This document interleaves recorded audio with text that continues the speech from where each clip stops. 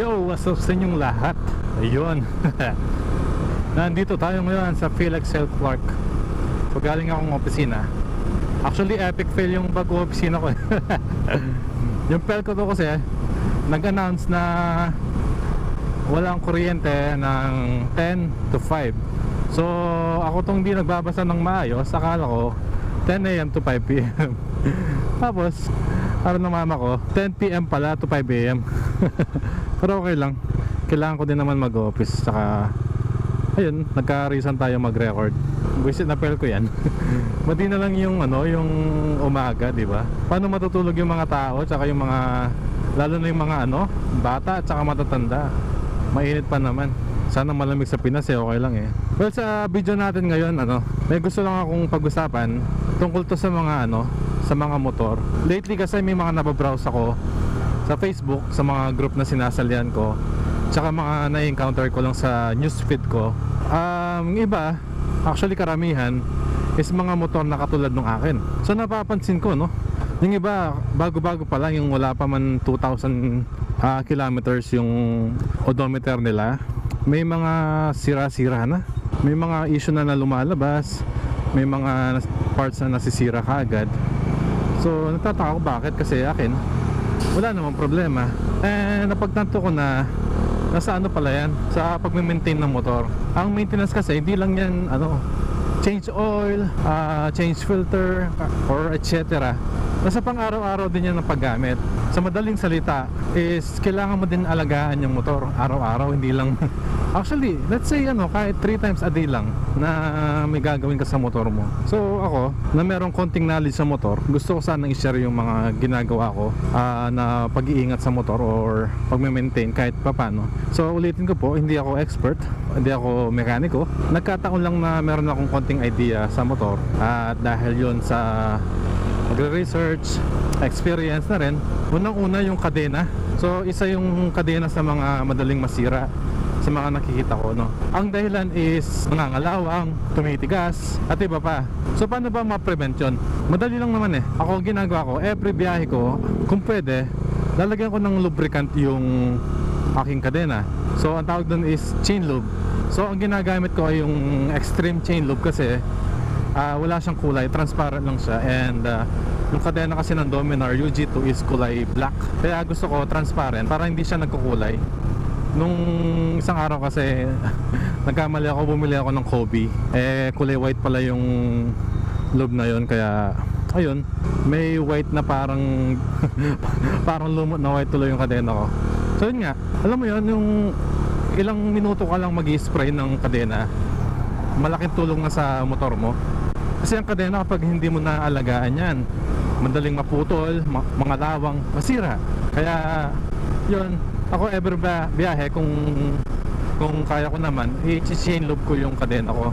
Tapos kung kaya nyo, for example, araw-araw kayo nag-chain lube, kung kung manual lang motor nyo. Siyempre hindi naman applicable yun sa mga automatic kasi wala naman silang kadena. Pero meron silang, I believe, yung parang rubber na parang chain, pero di ko alam tawag doon. Kalimutan ko. Alam ko pero nakalimutan ko. Nga pala, share ko lang. Magre-route ako na mas mahabang daan para mapahaba lang ng konti yung video. So dadaan tayo sa Bamban. Lalabas tayo ng Grotto Bamban. Shoutout sa mga taga Bamban dyan. Ang susunod naman is yung change oil. So kapag may sinabi sa inyong schedule ng change oil nyo, ugaliin sana nating sundan palagi. Kasi yung iba wala naman talagang reason para hindi mag-change oil. Yung iba tinatamad lang, iba walang oras. Yung isang araw lang na spend mo na pa-change oil yung motor mo, ilang taon na magtatagal yung motor mo, di ba? Saka pag nasira yung motor mo, siyempre mas malaking abala yon, malaking gastos. Kaya lagi po natin sundan ng ating change oil schedule. Kahit every 2 or 3 months, doon yung pinapa all around service yung motor nyo, pwede na yun. Actually sobra na nga yun eh, para lang ma-check lahat ng parts ng mga motor mo, yung brake mo, yung clutch mo, at iba pa, mga mahalagang parts ng motor mo. Saka sinabi ko dati, kapag inalagaan mo yung motor mo, aalagaan ka rin ng motor mo sa biyahe mo. Hopefully mag-apply din to sa mga ibang klase motor, hindi lang sa Dominar. Kasi ang dami nagsasabi, sirain daw yung Dominar, ganyan-ganyan, ganun-ganun. Tapos wala naman silang Dominar.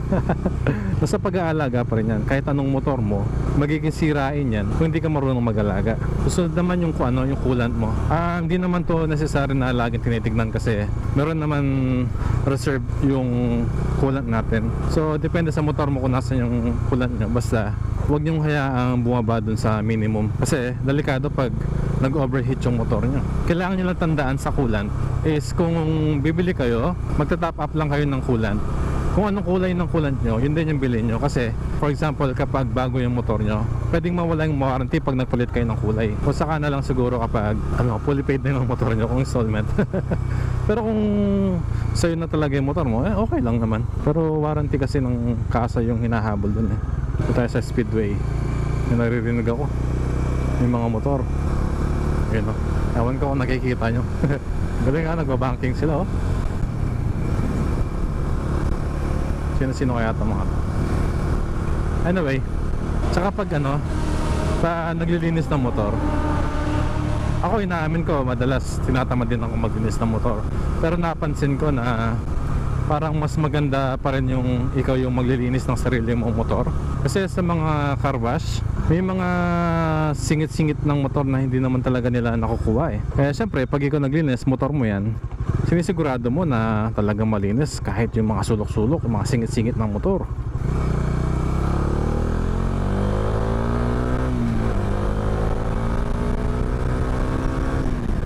Tapos kapag nililinis nyo, ilinis nyo na rin yung mga brake disc nyo. Kasi madalas maingay yan kapag madumi, lalo na pag umuulan, maingay yan.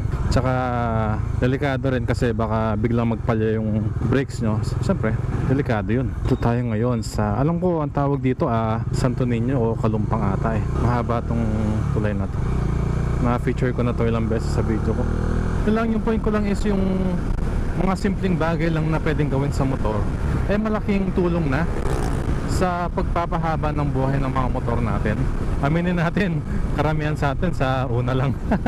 Ako actually pinapanalangin ko na hindi lang ako sa una, no? Kung kaya nyo lang mag-research kayo. For example, i-search nyo sa YouTube yung type ng motor nyo, tapos i-search nyo kung ano ba dapat yung chine-check bago umalis, kagaya ng brake fluid, kung paano chine-check yung mga lever nyo, kung okay ba yung mga brakes, clutch, kung manual. Tapos ito pa pala, isa sa pinakamalaga na dapat na tandaan niyo, wag nyo hahayaan na maubos yung gas nyo, kasi mas prone masira ang makina nyo. Kung alam mo nang maubos yung gas mo, pagas ka na. Wag mo nang hayaang maubos talaga. Kahit saan nyo tignan kahit mag-search kayo, mag-google kayo, or mag-YouTube kayo, ang dami nasisirang motor kapag hinahayaan nilang nasisiro yung gas nila, yung nagagamit yung reserve. Ako pag alam kong wala akong pang gas, siyempre napupunta rin ako sa point na yun, di ba? Hindi naman ako rich kid. Pag alam ko wala akong pang gas, hindi na ako magbiyahe. Basta may gas yung motor ko, ginagawa ko na lang, pag hindi ako aalis, sinisindi ko yung motor kahit mga 5 minutes lang, 5 to 10 minutes yun, para lang umikot yung langis sa makina, hindi masira agad yung motor. Pero kung isang araw na hindi mo na-start, okay lang naman yan. Basta make sure na sa isang linggo na-start yung motor mo, kahit lang, 3 araw, 4 na araw, 5 araw. Paano to ang bagal niya? Ayun. Speaking of gas, low fuel level. Papagas na lang ako mamaya bago magsidera. Ayun lang, i-check nyo kung anong dapat i-check bago nyo gamitin yung motor nyo. Wag nyo hahayaan na may kahit konting sira lang, kahit hindi masyadong importante. Kasi yung mga malilit na bagay, minsan nagiging malaking problema. That's what she said! Isingit ko na rin, no? Meron kasi nag-comment sa aking YouTube, sa aking last upload, na tungkol sa vibration ni Dominar. So, ang masasabi ko sa vibration ni Dominar is talagang ma-vibrate siya. Well, anong expect mo? Single cylinder siya. Buti nga ginawa ng dual overhead cam eh. Yung unang Dominar, single lang yun. E di mas ma-vibrate yun. So, nung una kong kuha ito, dinrive ko na agad, napansin ko talaga yung sobrang vibration niya. Talagang feel na feel mo. Pero di ko alam, no? Habang tumatagal, nung nasa siguro 500 kilometers na ako, doon ko napansin na parang hindi na ako nababother sa vibration niya. Hindi ko alam kung nawala yung vibration or nasanay lang ako. I'm sure mag-a-agree din yung mga kapwa ko kadoming dyan.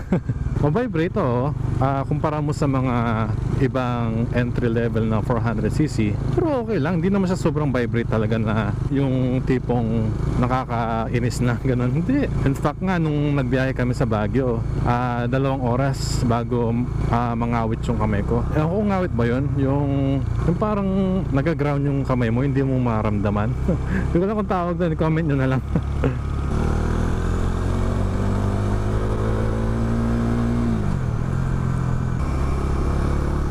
Gusto ko mag-overtake kaso di ko nakikita yung unahan. Ito, dito tayo. Ayaw ko talaga na may malaking sakyan sa harap ko. Gusto ko nakikita ko lagi yung unahan, para yung reaction time ko is okay. Pero yung vibration, sa una mo lang sa talaga mapapansin. Mga first 1 or 2 weeks siguro. Pero once na tumagal na sa'yo si Dominar, hindi ka na mababother sa vibration niya. Hindi siya worse, promise. Nag-Baguio ako papunta 5 oras kasi nag MacArthur Highway lang kami, tsaka nag Marcos kami sa Baguio, so nakuha ko siya ng 5 oras. And di naman ako ganun kabilis, mga 70-80 lang takbo ko kasi public road yun. Tapos pa uwi, kinuha ko ng 4 na oras sa papunta, siguro mga 2 stopover. So yun, every stopover nire-relax ko lang yung katawan ko, yung kamay ko na nagmamanhid. Yun, nakakuha ko rin yung reward. So yun, every 2 hours nagmamanhid yung kamay ko. Di ko alam kung dahil hindi ako sanay sa long ride or dahil sa vibration, pero di ko alam. Tapos dun sa 4 hours na pa uwi, mga 2 beses lang kami nag-stop kasi uwi na rin talaga kami. Masarap talaga dumaan dito sa Bamban na to kasi ang daming halaman. Maka-feel mo talaga yung hangin. Ang ginagawa pa, ito papunta to sa New Clark City. Minsan mag-vlog din tayo dyan kapag pupunta kami ng Tarlac, para sa mga hindi pa nakakadaan, para makita nyo. Pero may mga sikat na rin na vlogger na nag-feature nyan, lalo na punong bukas. Daming lagabok. Share ko lang, no? Dati kasi sa mga ganito, may mga tarpaulin ni Alice ko. Siyempre, taga-Bamban sila, so supportan nila yung mayor nila. Pero napansin namin mga last week yata, hindi ko lang kung nagkataon lang nung lumabas yung result na about sa fingerprint, so hindi na ako magiging detail doon. Nawala yung mga tarpaulin, nag-expired na yata. Nag-expired na yung support nila. Hindi ko alam. Oy, joke lang baka maraming ma-open. Init. Pag nakasara yung visor, mainit. Kapag nakabukas, presko, medyo malamig. Kaso, ang problema, yung whistle ng helmet, naririnig nyo.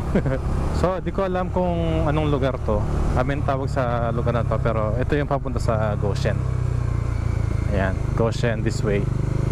Ito yan. Papunta na dyan si Red minsan pupunta rin kami. Pag dumadaan kami dito, nakaka-anxiety kasi madilim, walang ilaw, tapos maraming curve, delikado yung sa dulo. Ito wala mong barrier, kawayan lang. Pag nahulog ka dyan, GG ka. Pero masarap magmotor, grabe. Musik ka, nagulat ako. Poker face yung aso yung chill lang siya, tapos nung dumaan ako, doon siya tumahol. Buti di ko nabitawan yung manobela. Mahilig pa naman ako magkape. Speaking of aso, isa sa mga short videos ko dito rin yun, yung nag-aw-aw. So ayun, palabas na tayo ng Bamban Grotto. So sa video na to, ang point ko lang naman is kahit na malilit na step lang na pag-aalaga ng motor is gawin natin. Ini-encourage ko talaga para mahaba yung buhay ng motor natin, hindi kumamot yung ulo natin sa mga gastos, tsaka hindi tayo maabala sa mga biyahe natin. Ngayon, kung baguhan ka katulad ko, siyempre, i-research mo lang. Punta ka sa YouTube, i-search mo yung klase ng motor na meron ka. Tapos, i-search mo kung ano ba yung mga typical na dapat tignan bago magbiyahe, kung paano yung pag-aalaga ng ibang owner. Marami dyan. So, ayan, papagas muna ako dito sa Petron. Unleaded, full tank. Sana all. 480 ko yan. 480 pwede na. Not bad. Ang full tank nito is 400 to 500 pa lang. Depende sa gasoline station na pagkagasan nyo. Thank you po. Kung napansin nyo, nira-run out ko siya para hindi mahirap yung sukli. Nakuha ko yung kay kay Red. Halos mga ginagaya ko galing sa kanya. Siyempre idol, magagayahin mo. So yan, dito ko natatapusin yung video. Sana makatulong yung video na ginawa ko kahit papaano na panatiling maintained at maayos yung motor nyo para hindi sumakit ang ulo nyo. So ayun, gusto ko lang magpasalamat sa mga patuloy na sumusuporta at nanonood. Kung bago ka lang and nagustuhan mo ang aking video, please like and subscribe sa aking YouTube at mag-follow ka sa aking Facebook. Kung meron kayong suggestion o mga topic na gusto pag-usapan, mag-comment lang kayo. Pag-usapan natin yan. So yun, sobrang thank you sa lahat. Tandaan, laging mag-iingat, maging alerto sa daan, at laging habaan ng pasensya. Ako, si Jovan Moto, nagpapaalam hanggang sa susunod na video. Jovan out. Peace.